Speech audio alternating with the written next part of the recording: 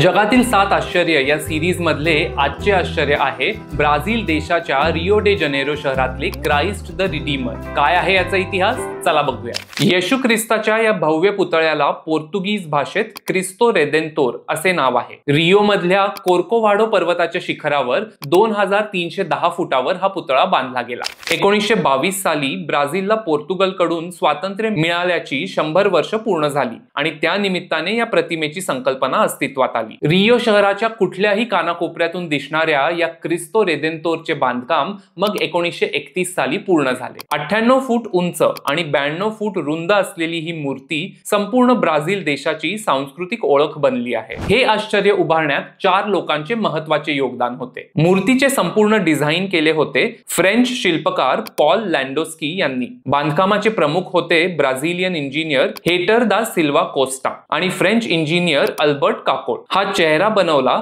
Romanian शिल्पकार घेओर्गे लिओनिडा यांनी। या आश्चर्याच्या उभारणीत अनेक ब्राझिलियन महिलांनी सुद्धा भाग घेतला होता। छोटे छोटे त्रिकोणी टाइल्सचे तुकडे वापरून केलेले हे मोझेक याच महिलांनी बनवले आणि ते बनवत असताना त्या प्रत्येक तुकड्यावर त्यांनी त्यांच्या प्रियजनांची नावे लिहिली होती। हा व्हिडिओ जर आवडला असेल तर एक लाईक नक्की करा आणि पुढच्या आश्चर्यासाठी फॉलो करा।